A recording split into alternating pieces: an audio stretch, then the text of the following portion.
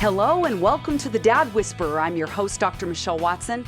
And if you are a father who is ready to add another tool to your fathering toolbox, then you've come to the right place. And even though you know that I specialize in the dad-daughter relationship, you know that these tools also work with your sons. The reason for that is because it's all about you as a father becoming more equipped so that you can intentionally and consistently pursue the hearts of your daughters and your sons. Well, I'm sure you have this down by now, but just to review the template that I use every week, it's on your mark, get set, go. I want you to envision yourselves, dads, standing side by side each other, getting ready to run your fathering race this week, and I'm on the sidelines as your coach, cheering you on and saying, on your mark, get set, go. On your mark is the topic or the theme. Get set is filling that in with stories and stats, and go is always your one practical action step so that you can put your love for your daughters and your sons into action this week. Well, today I have a guest coach joining me, and due to what I'm calling the vulnerable nature of this interview, I will be introducing my friend only by his first name. And it is with deep gratitude that I want to thank you, Mike, for coming here today to share your honest reflections as a father of a daughter who paid the price for some unwise decisions that you made a few years ago. And as you and I have prepared for this interview, you've been writing down some of your thoughts, and I was particularly impacted when you described this process as, and here's your quote, actually therapeutic, even though I had to pause a few times as tears started to take over me, which really underscores the gift that you are giving us today with your disclosure. So to those listening, I trust that Mike's honesty will lead you to do the same about the things you've possibly buried away and tried to ignore in your past. So Mike is married. He's a father to one son and one daughter. He's a sales manager here in Portland, Oregon, and he's also been in the ABBA Project, which is the group that I lead here in Portland, Oregon, for dads with daughters in their teens and 20s. So I just want to thank you, Mike, for coming today, for having courage and sharing your story with us. Welcome, Mike. Thank you, Michelle. Looking forward to chatting and talking about what I've gone through, and hopefully it'll help some listeners as well. There you go. Well, on your mark today, the title is How One Dad Made Things Right with His Daughter After an Affair. Hence, now everyone knows why I'm describing this as vulnerable. So now for the get set portion, I would love, Mike, if we could just start by telling the story that this all went back to when I ran into you randomly in a grocery store a few months ago. There we were standing in the produce section, and you just unpacked something that had just happened a few days earlier. How about if you just start there? Tell everyone the story. Okay, sure. So I was at the house, and I had gone into our bonus room where we have some workout gear, and I wanted to go get in a little workout. And it happens on the wall in our bonus room. We have some pictures displayed of the kids, kind of their K through 12 composite school pictures, which I always like looking at them, and it always makes me smile. Have the self-inflicted haircuts and the recent tooth fairy visits through the years. But today was a little different. And as I looked at my daughter's sweet little middle school face, I just started to break down. Tears just started pouring down my face, and I was reminded how selfish I was during those impressionable years of hers. Yeah. I recall the self-absorbed focus that I had with having this affair and trying to tell myself, hey, being happy was really what I deserved, and I really wasn't taking into account how it was affecting others. Yeah, good point. You were now in this time, in this space, looking back, weren't you, with different awareness of what your daughter was going through back in middle school.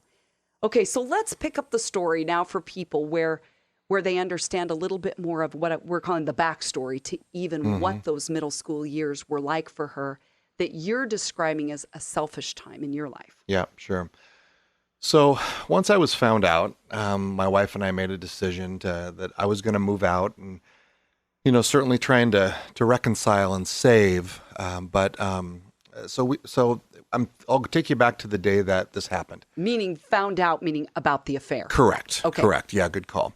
And so the day I moved out, my kids were with me, and we were unloading a U-Haul into my new apartment. And what I remember about that day was just my daughter's demeanor as she was helping carrying items from the truck.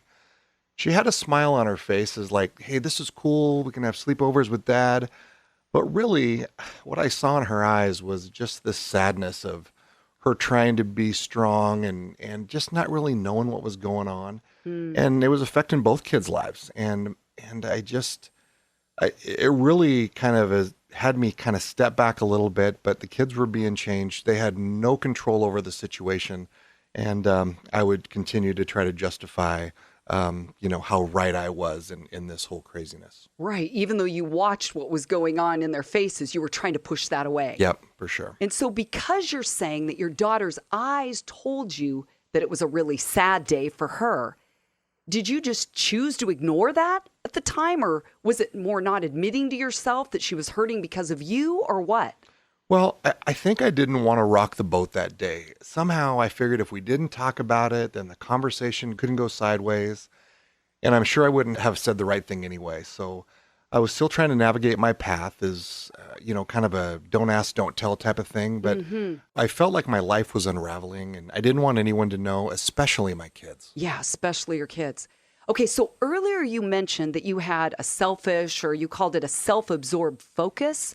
Can you just say more about that? Because that takes a lot of courage to call yourself on something that I don't know many men would admit to. Sure. So I guess if I think back over the course of my life, I would say I've always been a pretty selfish person. And when I was spending time with that other woman, nothing was really going to stop me from doing that because it's what I wanted to do. I don't like to use my childhood upbringing as an excuse for my behavior, but I'm sure it played a part with my selfishness and needing so badly to be in control of me. I grew up in a very dysfunctional home where taking care of myself was really the norm.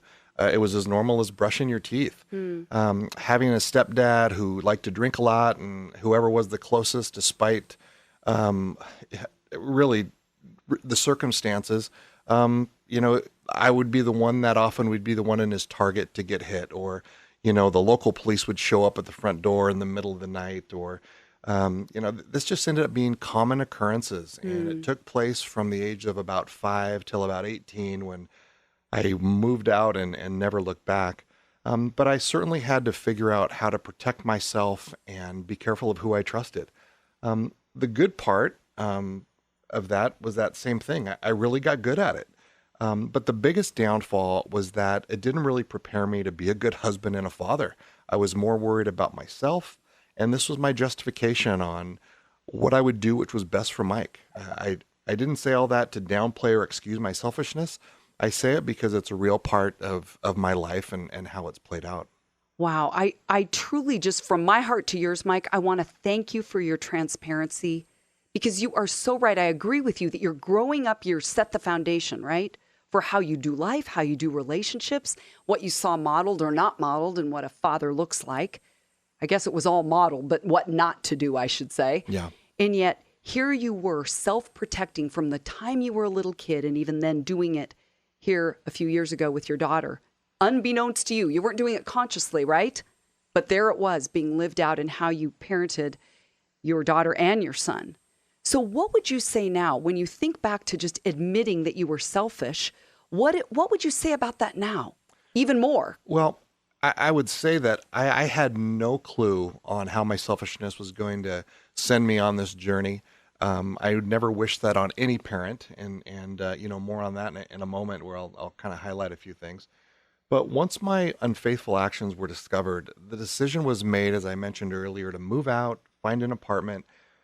And really, it continued to justify my selfishness by trying to spin happiness to my kids, and again, help me moving into this really cool apartment, I say sarcastically, to my one bedroom dwelling. But little did I know the damage that was going on with my daughter, and her life was just being shattered in what I would call really in front of my blind eyes. Yeah, here she's 11 years old. Yeah. And again, we're going back to where you saw her picture, her school picture on the wall a few months ago, and just broke down, because now you're looking at those little eyes from a different vantage point of saying, I was selfish, that impacted her. I'm not excusing it, you said. I'm not minimizing it, but I'm feeling it. And I think that's what I so love about your story here, Mike, and which is why I wanted you to tell it, because you're saying, I wish I knew then what I know now.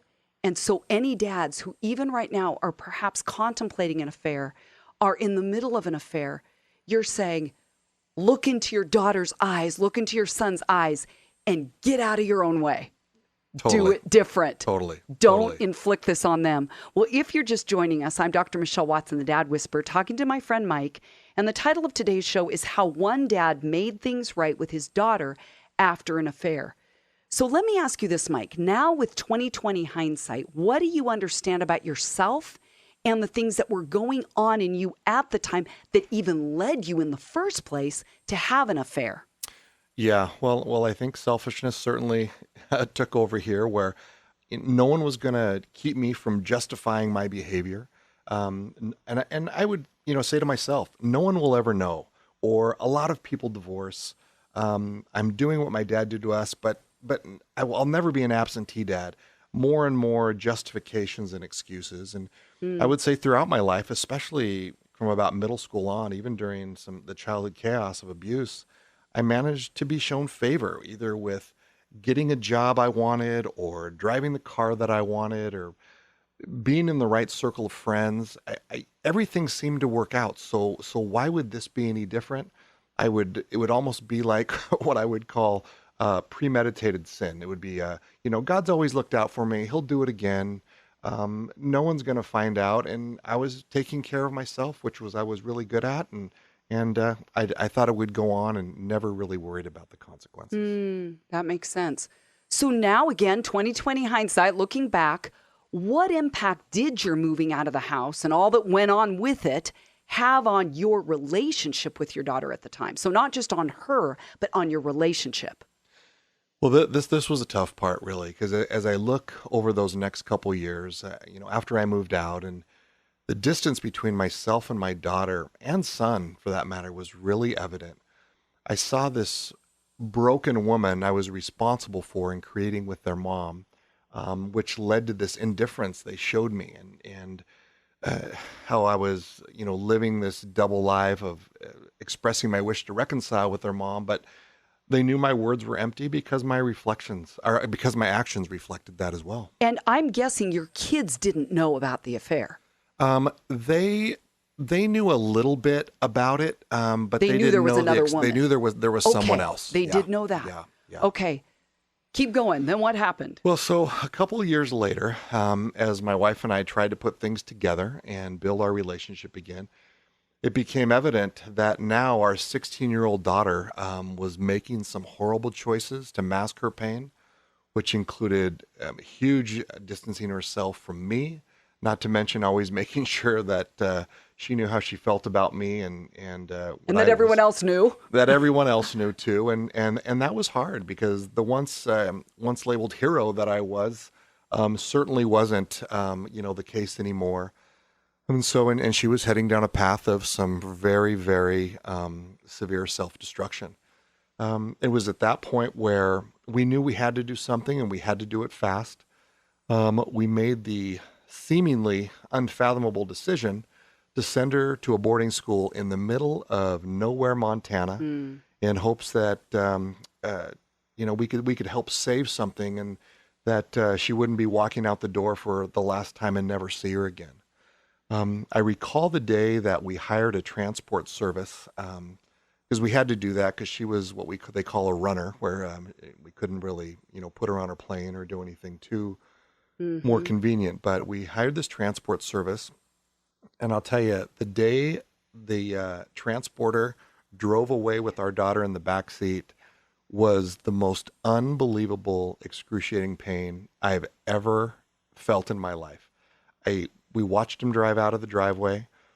It was almost like a movie. I couldn't breathe. I couldn't talk.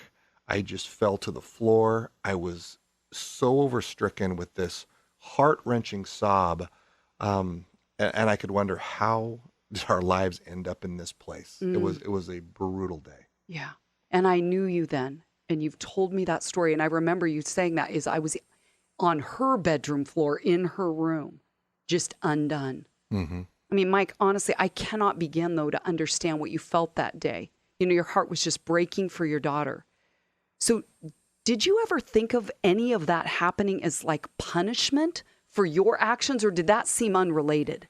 Well, for the longest time, I would say I was the poster child for guilt, shame, embarrassment, and anything else that represented failure as a dad. Even when our boarding school counselors and therapists would claim that the actions were and choices were, they were never explained, but it didn't make me feel any less adequate of a parent, dad, husband. I mean, you name it. I struggled with all of it. Mm. But it was all that premeditated sin that I had mentioned I committed in my life. I think it caught up to me. That's how I was thinking about it in my head, and nothing could be done to save me from feeling any different than what I just described. So, okay, so now you're telling the story. Your daughter goes off to residential treatment. She's there for 20 months, okay, almost 2 years of her high school journey.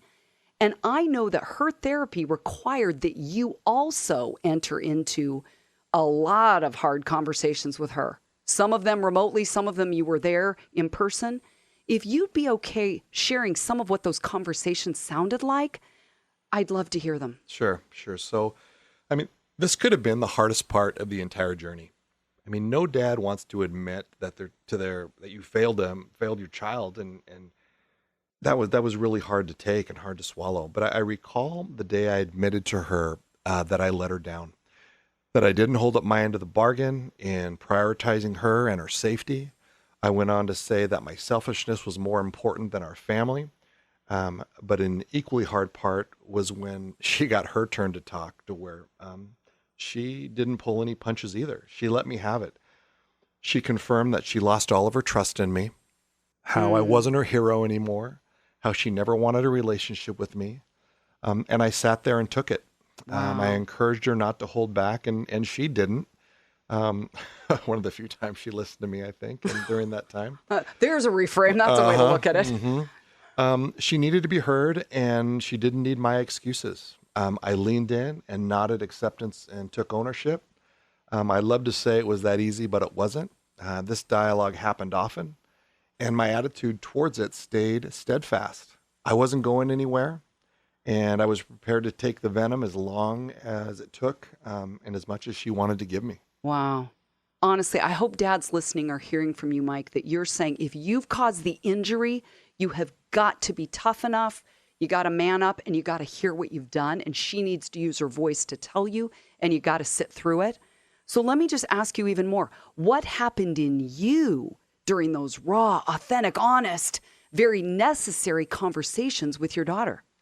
Well, looking back now, I admit that although it was a painful process, it was a great drill for me to listen to my daughter without rebuttal and to let her know her feelings were valid. I had to learn to be completely vulnerable without giving her reasons for why it happened, and let her tell me what it did to her without being defensive. And when I discovered that, I began to let my guard down. I became less concerned about protecting myself and more concerned that she received everything I could possibly give her in the healing process. That is so good. It's like, in a way, your daughter called you to a higher level of quality relationship. Without a doubt. And I wasn't going to let anything stand in the way of saying, no excuses. I'm going to do whatever I can to help heal this relationship. Come on now. Go, Dad. Okay, keep going. What happened, again, in you through this process? More. So as she was giving it to me, I mean, there's just this raw, emotional, critical place of hers. Mm-hmm. I remember one of the outcomes from a session that was really the ability to become real. I never had shown that as a child, so this was new ground for me. Historically, I'd been very uncomfortable being vulnerable and letting someone in, even though they're safe. Mm-hmm. But I also knew that there couldn't be any conditions, doing everything in my power to get her completely back. She would have seen right through it anyway. That's true. Your daughter would see right through it. I couldn't have faked it if I wanted. So while the topic of honest dialogue with my daughter was at the forefront, I saw a lot of parents whose daughters were at the same boarding school as mine, who were more worried about being their child's friend and not their parent. And if you hear anything today, guys that are listening to this, I hope you can get rid of that expectation. For me, once I got rid of feeling like I had to say the perfect thing or not hurt her feelings when I started making real progress, sometimes you need to meet her where she is. Sometimes you have to be challenged by her, and sometimes you need to just be quiet and listen.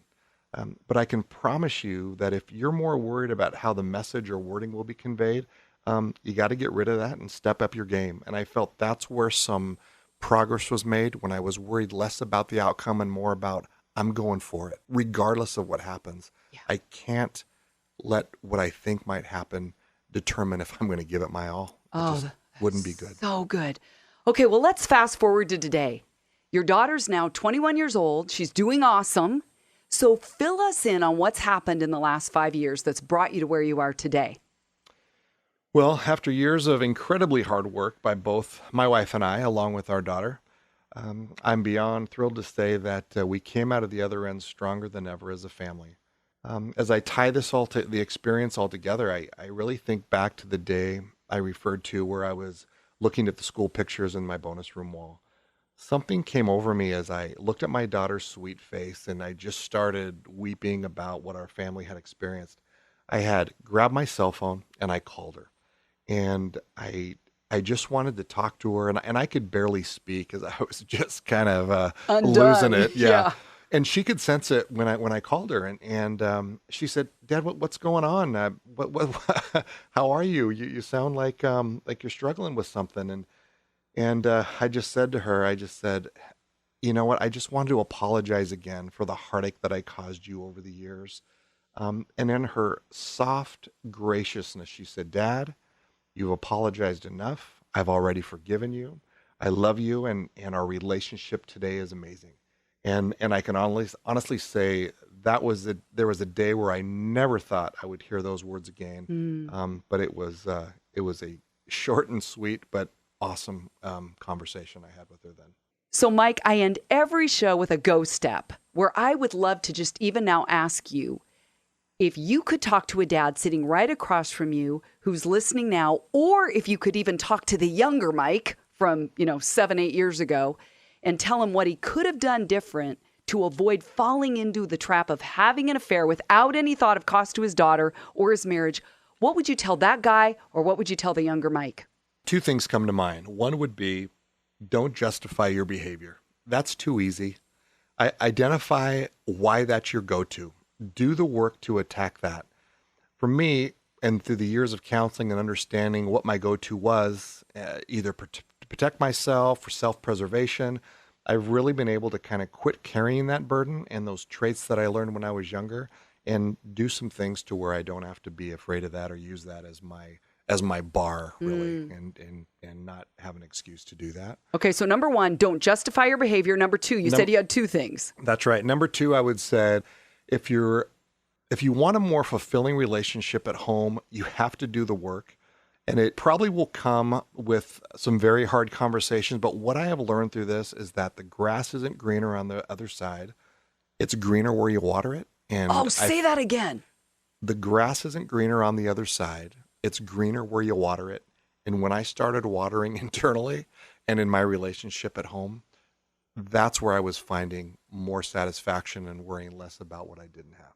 And then, if I can bring this full circle, it sounds like what you're describing with your daughter, where she's like, "Dad, you've apologized enough," is that your daughter did see you through a different lens. Maybe you fell from grace at one point and weren't the hero anymore, is how you described it.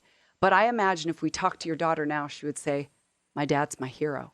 I would bet that she would. And I think with the work that we did and her knowing my sincerity and not just doing it to say the right thing or try to act like I'm doing the right thing, it made all the difference in the world because she would see through all of it. And I don't want to say everything we went through, I'm glad that we did. But the relationship we had,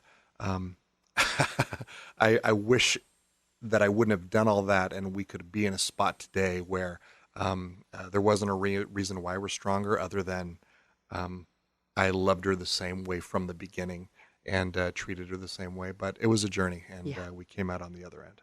And God is restoring the years the locusts have eaten, that's for sure. Completely. Well, today on Your Mark has been how one dad made things right with his daughter after an affair.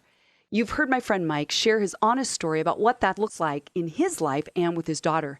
So between today and next week, I encourage you to take Mike's challenge to really come to a point where you don't justify your behavior and that you really water the grass of the relationship with your daughter right in front of you. As always, you can go to my website at drmichellewatson.com where I have free resources and you can sign up for my bi-monthly Dad-Daughter Friday blogs. There's also a link to Amazon where you can find my book, Dad, Here's What I Really Need From You, a guide for connecting with your daughter's heart, which is also available on Audible.